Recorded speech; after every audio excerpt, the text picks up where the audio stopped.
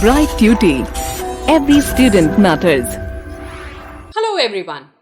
Hope all of you are doing well. I am Surbi and we are going to talk about the Unit 4 of your curriculum, that is culture and socialization. Now when we talk about culture and socialization, the first two obvious questions that comes in our mind is what is culture and what is socialization? The third question that comes in our mind is what is the relationship between the culture and the socialization? Now, throughout in the video, we will answer all of these questions. Starting with what is culture?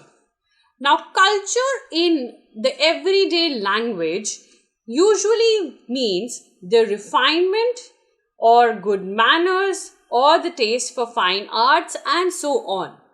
So, all of these aspects which are accepted in the society or are acceptable in the society is known as culture in our everyday language.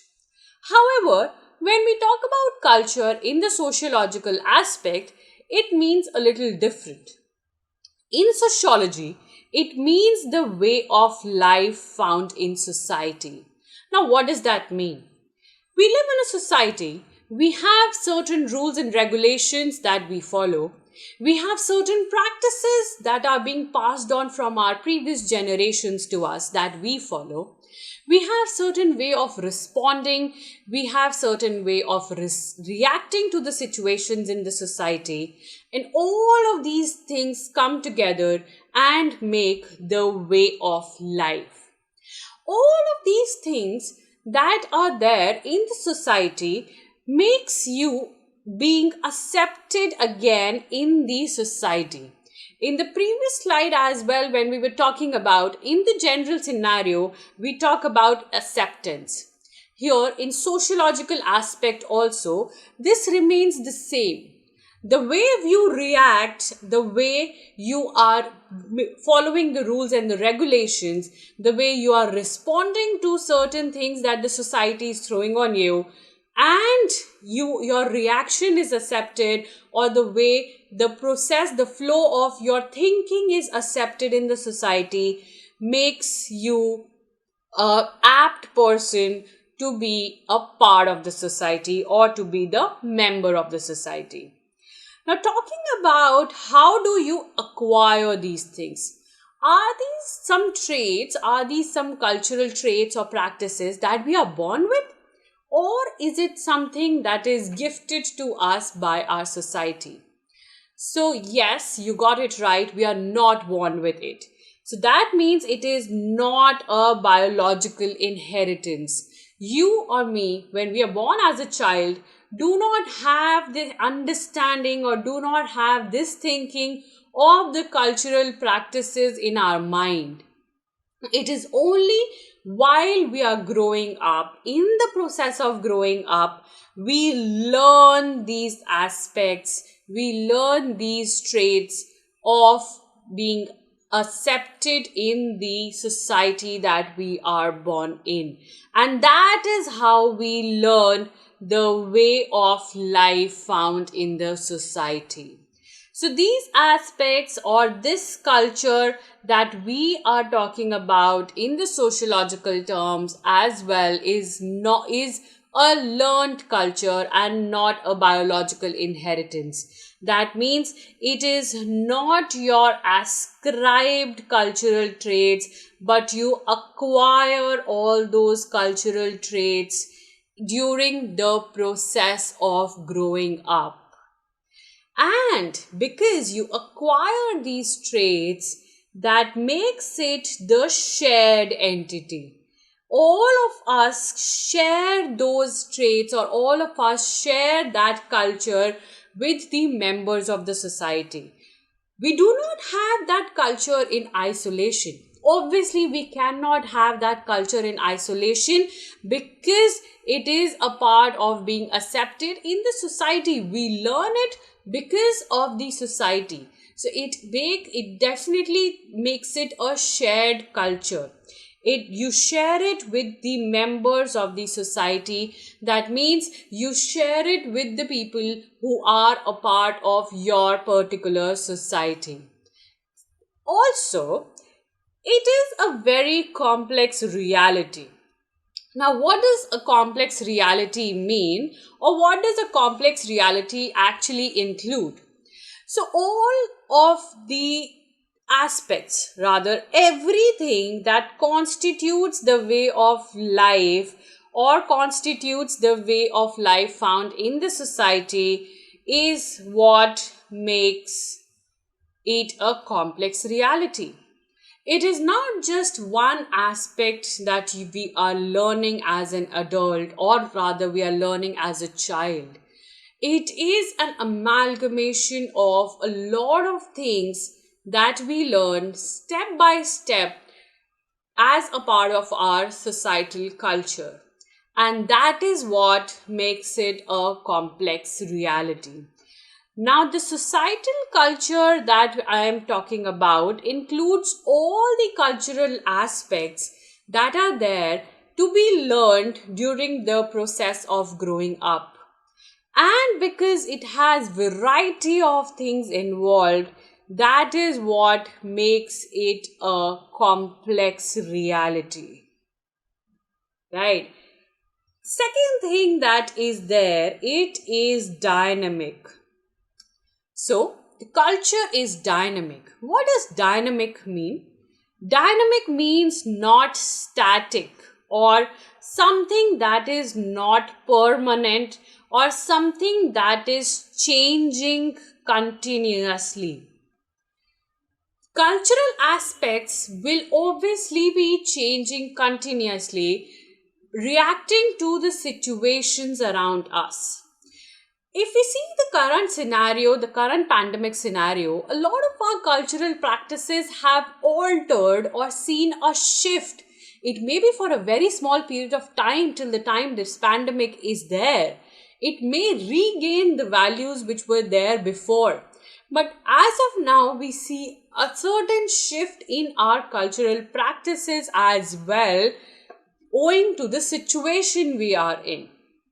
Exactly in the same way, culture undergoes changes, though these changes may be very slow. These changes may be very stepwise changes, very sequential changes. We might not be able to see those major shifts in one generation. It may be possible. But over a period of time, the culture of a society changes owing to the situations around us, because of these situations around us. We, staying in a globalized world, do need alterations. And the alterations in our lifestyle obviously will impact the culture that our society holds. And exactly because of that is the change that we see in the culture, and that is why we say that culture is dynamic and is not a static entity. I hope these two characteristics of the culture, we call it characteristics because it is defining what exactly the culture is. So the first characteristics being a complex reality, and the second being dynamic in nature is clear. Moving on to what our sociologists and anthropologists say about culture. It will be very interesting to see how some of these sociologists who love studying about sociology and who go in depth about researching about societies say something about culture. Talking about the first sociologist, E.B. Tylor. Now, what does E.B. Tylor say about culture? He says that culture is a complex whole which includes knowledge, belief, art, morals, law, custom, and any other capabilities acquired by a man as a member of the society. Now, there are two very important words that we have already talked about and are a part of this as well that we should focus on. One, being a complex whole. Second, being the acquired uniqueness of these traits by the man. It very clearly says that it is a complex whole because it includes everything: your knowledge about culture, your belief, your art, morals, laws, customs, rules, regulations, responding, reactions, all of these things coming up together and making the cultural aspect or making the culture of a society. And the second major important thing that he talks about is that it is acquired by the man as a member of the society. That means the man has learned all of those things as a member of the society, and again going back, not biologically inherited it. These definitions, it is very important if we want to relate to it, if we want to learn it, or if at least we want to have an idea about what was the person's understanding, we have to focus on the keywords which are there. So here the keyword is the complex whole. Whole as in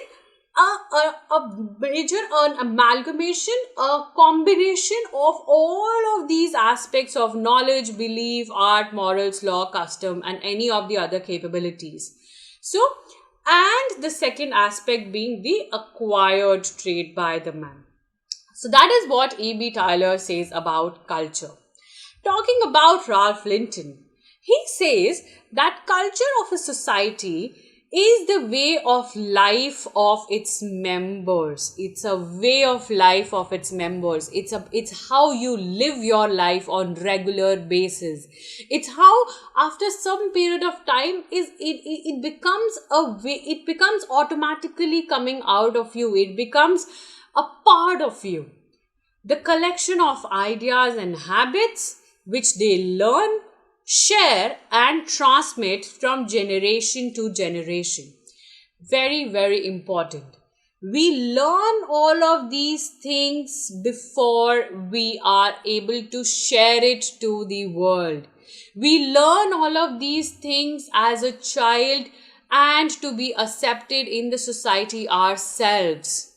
We share it around. I know something, you know something, we belong to the same society, we have the same, we share this culture, we share those practices around and see how much can we spread from one person to another. So we share these practices and we transmit it from one generation to another. This is the sequence that we follow. This is the sequence which is there when we say that culture is not biologically inherited. It is learned, it is shared, and it is then transmitted to the next generation. And that is how Linton has beautifully explained that it is all the collection of ideas and habits which are shared and transmitted over the period of time.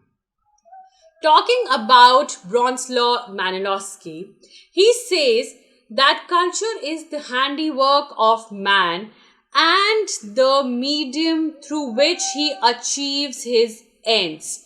Very, very interesting aspect to understand that it is the handiwork of man. That means it is something that a man is working upon. It is learning something, then sharing it out, learning by sharing and then transmitting it. It is something that that the man is working upon and the medium through which he achieves his ends. And the way you achieve that end of being accepted or that end of actually living your life smoothly is what he is talking about. So this is what our sociologists and anthropologists have to say about culture in the sociological aspect. Next, we talk about this word called culture traits. Here until now, I must have used this word 2-3 times of what are cultural traits. Now, talking about and understanding what cultural traits is, what are cultural traits? I've used this term twice, I believe, in the video before. You must be wondering, what are cultural traits? Now, the cultural traits is the simplest identifiable unit of culture. Like we talk about cell in the biological terms, cell being the smallest and the simplest form in the biological terms. Here in culture, it is the traits which is the simplest identifiable unit of culture.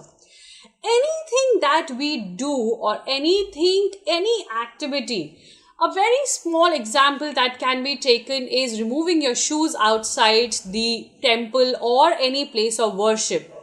That is one act. That is one act that is being done in relation to the religious beliefs. And that one act is the trait.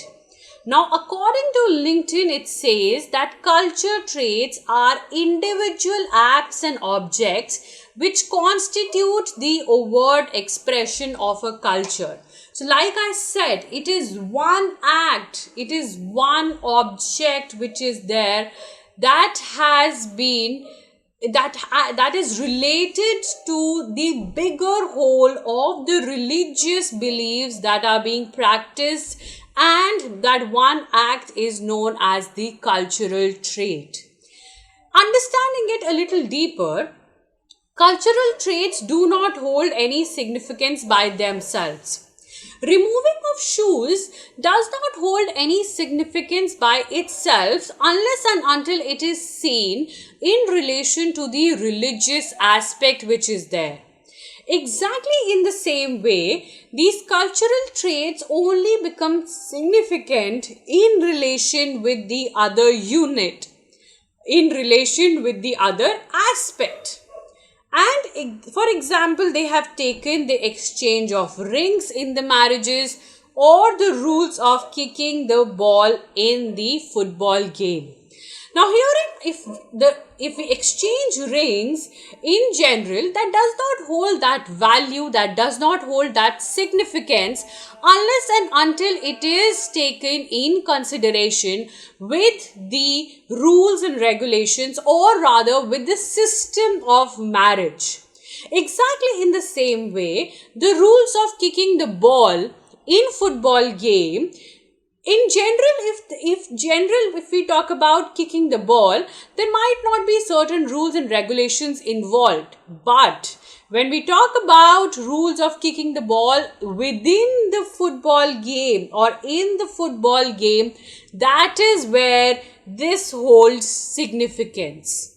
So, cultural traits do not have any significance by themselves.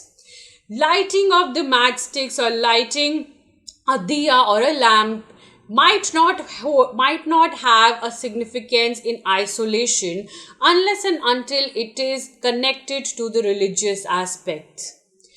Having a conversation or having a debate about something might not be taken in, or might not be having that much of a significance unless and until it is being in that particular setup of having a proper debate. For example, you being given a writing assignment of writing a letter to your friend might not hold that much of significance if you are not in that whole examination setup, and if you know you will not be judged on it, and if you are in regular terms or in general terms writing the letter to your friend. So all of these things become a part of your cultural traits, right? The second thing that we talk about now is the culture complex. Do you think till now, talking about culture, that it will be a complex entity? Well, definitely it will be a complex entity, because an integrated and patterned system of culture traits that function as a unit in society makes it a cultural complex. Now, when we talk about the culture complex, it means all the traits, all the cultural traits, all the practices involved as a part of the culture traits, all of these are integrated, all of these are patterned in the system and functions as one unit or in the society. So all of these small cultural traits are like cells which make a larger unit of society as the culture complex.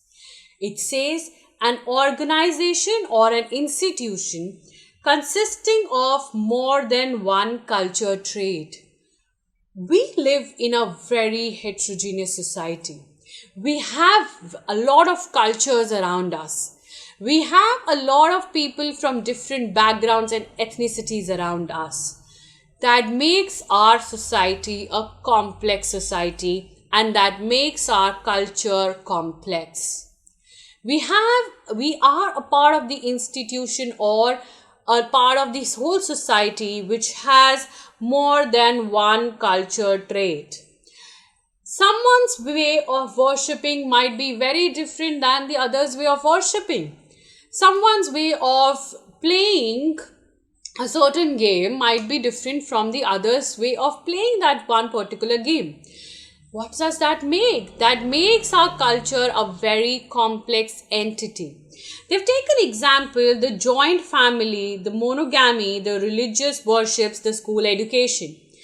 The joint family setup has a lot of members staying, though they are at times, they are majority of the times coming from one particular society only, but they are different individuals. Them being different individuals make it a challenging sphere for the family to come to consensus in some of the aspects, and hence makes the societal aspect of the family a complex aspect. The religious worships, like I said, it might be different for one culture, it must be different for the other culture. School education, the way I am educating you might be very different from the way someone else would be talking to you or someone else would be teaching you this concept. Also, the way you are having these online conversations or online setups might be different from the way you were having the setups or the understandings or the lectures right there physically present in the school. All of these things make culture a complex entity. Talking about the culture diversity because of this, I am sure you would be knowing about the term diversity. Diversity is where you have people from varied backgrounds or a variety of cultural aspects or backgrounds coming in together. It says it refers to the vast variety in the culture in a society. Like I said, we are a heterogeneous society. We have people from different ethnicities, people from different race, people from different groups, gender per se. We have so much complexity in our society.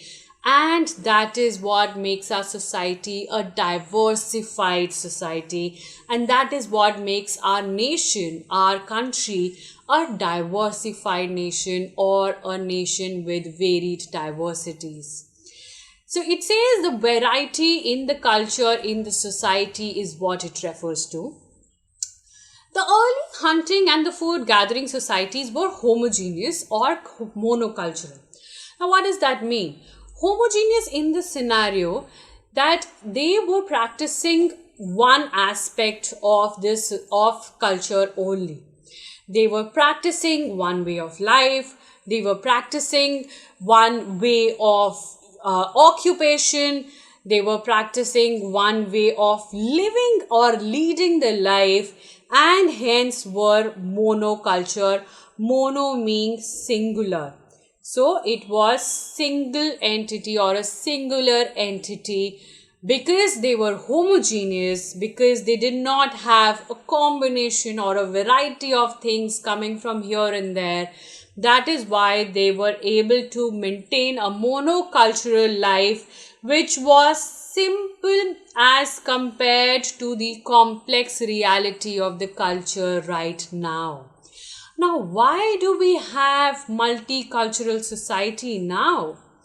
The modern industrial societies are multicultural. Yes, we have talked about it. We understand that because of the cultural diversities.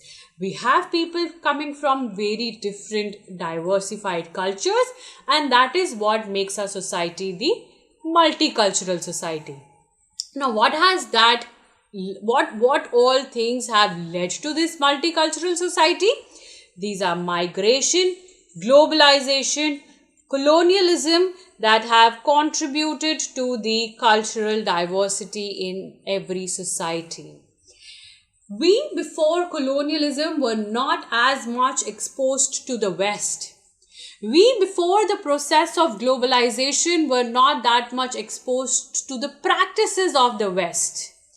And we before a lot of us, or rather a minority of our population before migrating to the West were not really exposed to the lifestyles of the West. Now, from where have we acquired this multicultural aspect is because of these processes. Because of these processes of migration, globalization and colonialism, we have been exposed to the other cultures. Now, when we have been exposed to the other cultures, we wanted to adapt certain practices, we wanted to adapt certain aspects, certain way of life of those people and amalgamate it in our culture lifestyles.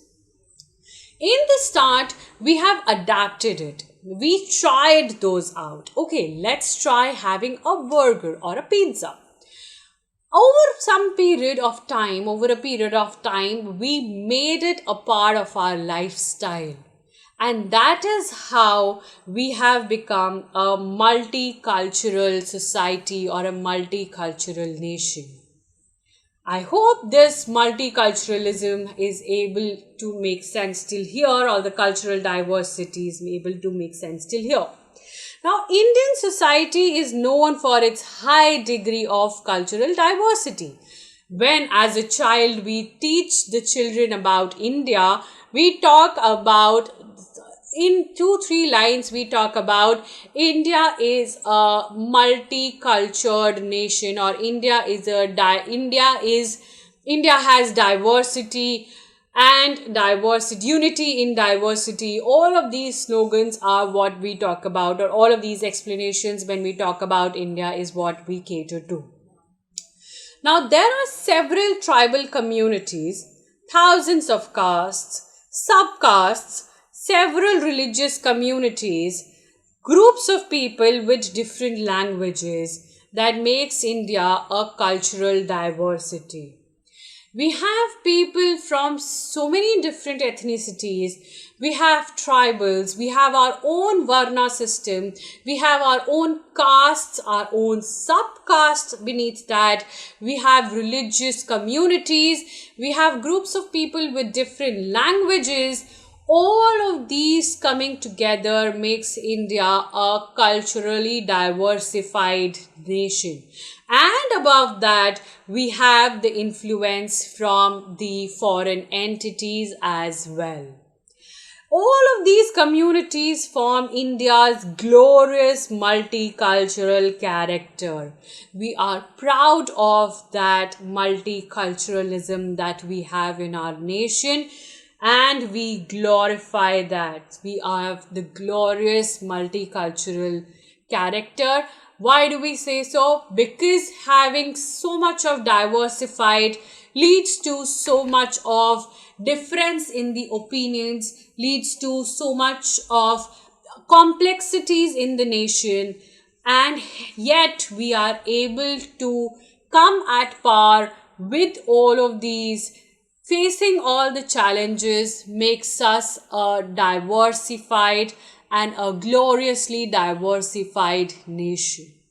That is what sums up the cultural diversity aspect of culture.